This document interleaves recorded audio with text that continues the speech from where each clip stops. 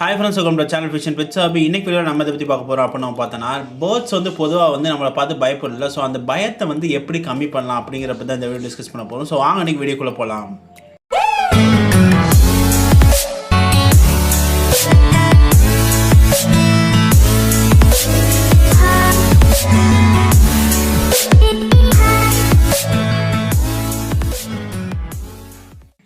So இந்த வீடியோக்குள்ள போறதுக்கு முன்னாடி நீங்க நம்மளோட அமேசிங் வைல்ட் ஃபைட் சேனலை சப்ஸ்கிரைப் பண்ணலாம். லிங்க் டிஸ்கிரிப்ஷன் கொடுத்து ஃபர்ஸ்ட் கமெண்ட் கொடுத்துருங்க. மறக்காம கிளிக் பண்ணி செக் பண்ணி பாருங்க. நேத்து தான் ஒரு புது வீடியோ அப்லோட் பண்ணிருக்கோம். போய் செக் பண்ணி பாருங்க. பிடிச்சிருந்தா அந்த சேனலுக்கு சப்ஸ்கிரைப் பண்ணி சப்போர்ட் பண்ணுங்க.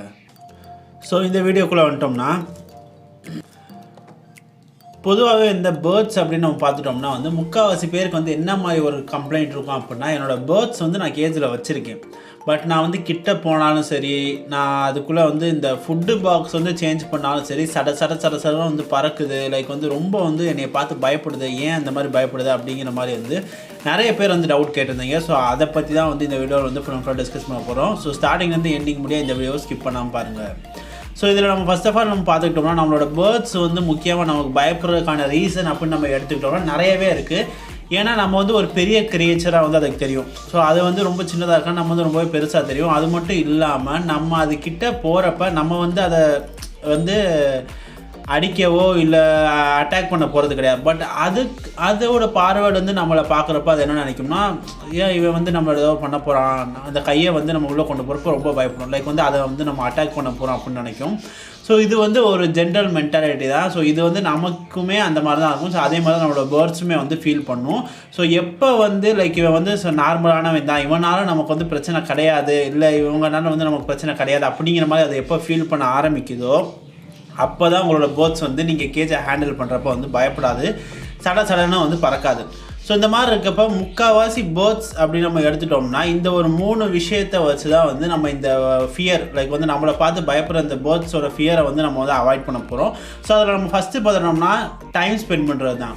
ஸோ உங்களோட பேர்ட்ஸ் கூட நீங்கள் டைம் அதிகமாக ஸ்பெண்ட் பண்ணுற மாதிரி இருக்கும். நீங்கள் பேர்ட்ஸோட லைக் இடம் நீங்கள் எங்கே வச்சுருந்தாலும் பிரச்சனை இல்லை. லைக் பேக் யார்ட்லனாலும் சரி, இல்லை பால்கனியில் வச்சுருந்தீங்கனாலும் சரி, இல்லை வீட்டுக்குள்ளே வச்சுருந்தாலும், ரூம்குள்ளே வச்சுருந்தாலும் பிரச்சனையே கிடையாது. ஸோ எங்கேனாலுமே நீங்கள் பேர்ட்ஸ் புதுசாக வாங்கிட்டு வந்தோடனே அந்த பேர்ட்ஸ்கிட்டேருந்து கொஞ்சம் டிஸ்டன்ஸ் தள்ளி நீங்கள் வச்சுருக்க இடத்துல, அந்த பேர்ட்ஸ் நீங்கள் எங்கே வச்சுருந்தாலும் சரி அந்த இடத்துல டைம் ஸ்பெண்ட் பண்ணுங்கள். லைக் நீங்கள் யூஸ்வலாக பண்ணுற விஷயங்கள் எல்லாத்தையுமே அந்த இடத்துல பண்ண ஆரம்பிங்க. லைக் நீங்கள் ஃபோன் யூஸ் பண்ணுறதா இருந்தாலும் சரி, இல்லை பாட்டு கேட்குறீங்க, வீடியோலாம் பார்க்குறீங்கன்னா ஹெட்ஃபோன் மட்டும் அந்த பேர்ட்ஸ் இருக்கிற இடத்துல அதுக்கு முன்னாடியே உட்காந்து அங்கேயே உட்காந்து டைம் ஸ்பெண்ட் பண்ணுங்கள். உங்களோட பேர்ட்ஸ் அப்பப்போ பாருங்கள். ஸோ இந்த மாதிரி நீங்கள் டைம் அதிகமாக ஸ்பெண்ட் பண்ணுறப்ப அந்த பேர்ட்ஸ்குள்ளே இருக்க ஃபியர் அப்படிங்கிறது கம்மியாகும். லைக் உங்கள்கிட்ட பழக ஆரம்பிக்கும். லைக் இவன் இங்கே தான் இருக்கான். ஸோ லைக் ஹீஸ் லைக் ஒரு நார்மலான பர்சன் தான் அப்படிங்கிற மாதிரி அது மைண்ட் தாட் வரும். ஏன்னா உங்களை அடிக்கடி பார்க்குறனால, அது மட்டும் இல்லாமல் நீங்கள் இங்கேயே உட்காந்துருக்கனால அதுக்கு ஒரு பழக்கம் கிடைக்கும். லைக் புதுசாக இல்லை, இவன் ஆல்ரெடி இருக்கிற ஆள் அப்படிங்கிற மாதிரி ஒரு பழக்கம் கிடைக்கும். ஸோ இந்த மாதிரி நீங்கள் யூஸ்வலாக பண்ணுற சின்ன சின்ன வேலைகள், லைக் நீங்கள் ஃப்ரீ டைமில் புக்கு படிக்கிறீங்க, இல்லை படிக்கிறீங்கனாலும் சரி, இல்லை வேறு ஏதாவது பண்ணுறீங்கனாலும் சரி, அந்த ரூம்லையோ இல்லை அந்த பால்கனிலையோ உட்காந்து அந்த பேர்ட்ஸ் கூட டைம் ஸ்பெண்ட் பண்ணுற மாதிரி பண்ணுங்கள். கேஜ் கிட்ட போக வேணாம், கேஜ்லேருந்து கொஞ்சம் தள்ளி உட்காந்து இந்த மாதிரி ஸ்பெண்ட் பண்ணிங்கன்னா உங்களோட பேர்ட்ஸோட ஃபியர் அப்படிங்கிறது கொஞ்சம் கம்மியாகும். ஸோ இதுக்கப்புறம் நம்ம செகண்ட் பார்த்துட்டோம்னா ஃபுட்டு. ஸோ ஃபுட்டில் நம்ம ஈஸியாகவே நம்மளோட பேர்ட்ஸை அந்த பயத்தை போக்கிடலாம். ஸோ உங்களோட பேர்ட்ஸுக்கு இந்த நார்மலாக நீங்கள் கொடுக்குற ஃபீடு தெனை, இந்த சீட் மிக்ஸ் இதெல்லாம் ஓகே. பட் ஸ்பெஷலாக நீங்கள் இந்த கீரையோ இல்லை ஃபுட்டோ ஏதாவது ஒன்று கொடுக்குறீங்கன்னா ஸோ அதை ரொம்ப விரும்பி சாப்பிடும். ஸோ அந்த மாதிரி இருக்கப்போ அந்த ஃபுட்ஸ் லைக் ஒரு கீரை இருந்துச்சுன்னா அந்த கீரையோட இனுக்கு இருக்கும்ல, ஸோ நீளமாக, ஸோ அதை நீங்கள் என்ன பண்ணுறீங்கன்னா ஃபஸ்ட் டே கேஜுக்குள்ளே போட்டுருங்க. அதை சாப்பிடுதா இல்லையான்னு பார்த்தா அதை என்ஜாய் பண்ணி சாப்பிடும் ஆஃப்கோர்ஸ். ஸோ அதுக்கப்புறம் நீங்கள் என்ன பண்ணலாம்னா அந்த இனுக்கை கேஜுக்கு வெளியே இருந்து உள்ளே இன்செர்ட் பண்ணி உங்கள் கையிலேயே வச்சுருங்க. ஆட்டாதீங்க, எதுவுமே பண்ணாதீங்க, ஸ்டாச்சு மாதிரி அப்படியே வச்சுருங்க. அது அவங்கள்ட்ட இருந்து அந்த கீரையை சாப்பிடணும் அப்படின்னா அதுவாகவே மெதுவாக உங்கள் கையில் இருக்கிறப்பே அந்த கீரையை சாப்பிட ஆரம்பிக்கும். ஸோ அந்த மாதிரி சாப்பிட்றப்பையும் சவுண்ட்ஸோ இல்லை அந்த கீரையை ஆட்டுறதோ இந்த மாதிரி எதுவுமே பண்ணிடாதீங்க. ஃபஸ்ட்டு நீங்கள் உள்ளே எப்படி கொண்டு போய் வைக்கிறீங்களோ அதே பொசிஷனில் உங்கள் கையில் பிடிச்சிக்கோங்க. ஸோ இது மூலியமாக என்ன ஆகும்னா, இதே நீங்கள் திரும்ப ரொட்டீனாக பண்ணிக்கிட்டே இருக்கிறப்ப உங்களோட கையை பார்த்து அது பயப்படுறதை கம்மி பண்ணிக்கிறோம். ஸோ இதுவே ஒரு பெரிய அட்வான்டேஜ். ஸோ இதுக்கப்புறம் நீங்கள் கேஜை ஓப்பன் பண்ணி தினையை எடுத்தாலும் சரி, இல்லை தண்ணி எடுத்தாலும் சரி, அந்த ரொம்ப பயப்படாது உங்களோட பேர்ட்ஸு. ஸோ இந்த மாதிரி டெக்னிக்கையும் நீங்கள் ஃபாலோ பண்ணலாம். தேர்ட் முக்கியமானது என்ன அப்படிங்கிறத பார்த்துட்டோம்னா டிஸ்டர்பன்ஸ் வந்து கண்டிப்பாக இருக்கவே கூடாது உங்களோட பேர்ட்ஸை பொறுத்த வரைக்கும். நீங்கள் இந்த மாதிரி வந்து புதுசான பேர்ட்ஸ்னாலும் சரி பழைய பேர்ட்ஸ்னாலும் சரி நீங்கள் அந்த கேஜை வந்து எப்போயுமே ஒரு எந்த மாதிரினா அந்த பேர்ட்ஸ் வந்து ஒரு உயரத்தில் இருக்கிறப்ப வந்து ரொம்பவே சேஃபாக ஃபீல் பண்ணும். லைக் வந்து எல்லாரும் மாதிரியும் தான். ஸோ அந்த மாதிரி இருக்கப்போ உங்களோட தலைக்கு இருக்கிற ஹைட்டில் வந்து வைங்க. லைக் வந்து நீங்கள் காலு கீழேயோ இல்லை வந்து ரொம்ப ஒரு மிடில் பொசிஷன்லேயே நீங்கள் கேஜ் வைக்கிறப்ப என்ன ஆகும்னா அதுக்கு வந்து கொஞ்சம் வந்து ஃபியர் வந்து அதிகமாகும். இதுவே வந்து அது உங்களை காட்டிலும் அது மேலே இருந்துச்சுன்னா அதோட ஃபியர் வந்து கம்மியாக இருக்கும். ஸோ அந்த மாதிரி இருக்கனால கேஜோட லொக்கேஷன் அப்படிங்கிறத எப்பயுமே வந்து கொஞ்சம் பெருசாக உங்களோட ஹைட்டுக்கு ஈக்குவலாக இருக்கிற மாதிரி இடத்துல வந்து வைங்க. ஸோ அப்படி இருக்கிறப்ப வந்து அதோட ஃபியர் வந்து கம்மி பண்ணலாம்.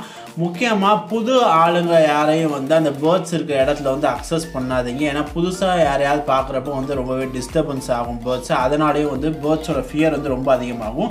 ஸோ அதை வந்து அவங்கள பார்த்து பயப்படுறது மட்டும் இல்லாமல் அதுக்கப்புறம் அதுக்கு பயம் வந்துருச்சுனாலே வந்து ஆட்டோமேட்டிக்காக உங்கள்கிட்ட பழகிருந்தாலும் உங்களை பார்த்தும் பயப்படும். ஸோ இதுக்கு வந்து அது பழக வந்து சோஷியலைஸ் ஆக வந்து கொஞ்சம் லேட் ஆகும். ஸோ அது வரைக்குமே வந்து நீங்கள் உங்களோட பேர்ட்ஸை வந்து புதுசாக வந்து யாரையும் வந்து உள்ளே அலோவ் பண்ணாதீங்க. அந்த பேர்ட்ஸை வந்து கொஞ்சம் சேஃபாகவே வச்சுருங்க. அந்த இடத்தையும் வந்து கொஞ்சம் சேஃபாக வச்சுக்கோங்க. அதே மாதிரி இந்த எல்லா டெக்னிக்குமே பண்ணுறதுமே உடனே வந்து நீங்கள் கையில் வச்சோடனே வந்து கீரை சாப்பிட்றாது. உடனே நீங்கள் வந்து அந்த ரூமில் வந்து உட்காந்து டைம் பண்ணுறதுனால வந்து அதோட பயம் போயிடாது. ஸோ இது வந்து ஒரு ஸ்லோ ப்ராசஸ் தான். நீங்கள் வந்து திரும்ப பண்ணிக்கிட்டே இருக்க வந்து உங்களுக்கு ரொம்ப ரொம்ப ரொம்ப பொறுமை வந்து ரொம்பவே முக்கியம். ஸோ இந்த பொறுமையை வந்து நீங்கள் கடைப்பிடிச்சிங்கன்னா கண்டிப்பாக உங்களோட பேர்ட்ஸை வந்து ஈஸியாகவே வந்து இந்த பயம் லைக் வந்து உங்களை பார்த்து பயப்படுறது அப்படிங்கிறத வந்து ஈஸியாகவே அவாய்ட் பண்ணலாம். பட் நீங்கள் வந்து ஸ்டார்டிங்லேயே வந்து இதை ஃபாலோ பண்ண ஆரம்பிச்சிங்கன்னா பெட்டராக இருக்கும். ஏன்னா வந்து ஆல்ரெடி பயந்த பேர்ட்ஸை வந்து திரும்ப இந்த மாதிரி டெக்னிக் ஃபாலோ பண்ணுறதுல வந்து ஒரு 50% ஒர்க் அவுட் ஆகும் சான்ஸ் இருக்குது. மற்றபடி வந்து மேக்ஸிமம் ஏன்னா வந்து ரொம்ப பயந்துடும் பேர்ட்ஸு. ஸோ அந்த மாதிரி இருக்க பேர்ட்ஸ் வந்து திரும்ப நம்ம ரெக்கவர் பண்ணி கொண்டு வரது அப்படிங்கிறது வந்து கொஞ்சம் கஷ்டமான விஷயம் தான் நீங்கள் எந்த டெக்னிக் ஃபாலோ பண்ணாலும்.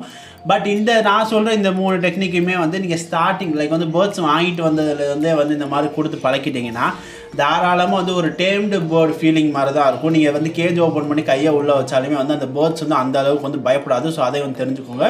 ஸோ இன்றைக்கி வீடியோவில் டிஸ்கஸ் பண்ண இந்த 3 விஷயத்தை வந்து மறக்காமல் ஃபாலோ பண்ணுங்கள். அதில் கடைசியாக இருக்கிற அந்த டிஸ்டர்பன்ஸ் இந்த டிஸ்டர்ப் மட்டும் தயவு செஞ்சு பண்ணிடாதீங்க. லைக் வந்து உங்களோட பேர்ட்ஸோட கேஜில் வந்து அடிக்கிறதோ இல்லை சத்தம் போடுறதோ அந்த இடத்துக்கே வந்து அந்த அளவுக்கு வந்து இம்பார்ட்டன்ஸ் வந்து கொடுக்காதீங்க. லைக் இங்கே ஒரு பேர்ட்ஸ் இருக்குது அவ்வளோதான் அப்படிங்கிற மாதிரி வச்சுக்கோங்க. ஸோ வந்து ஷோகேஷ் மாதிரி வந்து எல்லாட்டையும் வந்து காட்டுறது இந்த மாதிரி ஒரு விஷயம் வந்து ஸ்டார்டிங்கில் வந்து அவாய்ட் பண்ணிக்குவோம். அது நல்லா பழகுனதுக்கப்புறம் நீங்கள் தாராளமாக வந்து யாருனாலும் அதை பார்க்கலாம். ஃபுட்டு வைக்கிறதுனாலும் சரி எதுனாலுமே ஓகே. பட் ஸ்டார்டிங்கில் வந்து இந்த மாதிரி விஷயங்கள் வந்து மொத்தமாக வந்து அவாய்ட் பண்ணிக்கிறது பெஸ்ட்டாக இருக்கும். ஸோ இந்த வீடியோ உங்களுக்கு ரொம்ப பிடிச்சிருக்குன்னு நினைக்கிறேன். ஸோ இந்த வீடியோ புதுசாக மறக்காம வீடியோ லைக் பண்ணுங்கள். உங்கள் ஃப்ரெண்ட்ஸ் யாரையா பெட் பேர்ட்ஸ் வச்சுக்கோங்க எல்லாருக்குமே ஷேர் பண்ணுங்கள். நம்ம சேனலுக்கு தான் புதுசாக வந்திருக்கேன். நம்ம channel fish and pets hobby subscribe பண்ணி கிளிக் பண்ணி சப்ஸ்கிரைப் பண்ணிக்கோங்க. கூடவே பெல் ஐகானை கிளிக் பண்ணிக்கோங்க. நம்மளோட இன்ஸ்டாகிராம் டெலிகிராம் ஃபேஸ்புக் எல்லாம் லிங்க் வந்து டிஸ்கிரிப்ஷன் கொடுத்து ஃபஸ்ட் கமெண்ட் கொடுத்து மறக்காம கிளிக் பண்ணி ஃபாலோ பண்ணிக்கோங்க. ஸோ உங்களுக்கு என்னென்ன டவுட்ஸ் இருந்தாலும் நீங்கள் எனக்கு அங்கே டிஎம் பண்ணி கேட்கலாம். ஸோ நெக்ஸ்ட் வீடியோவில் பார்க்கலாம். தேங்க்ஸ் ஃபார் வாட்சிங்.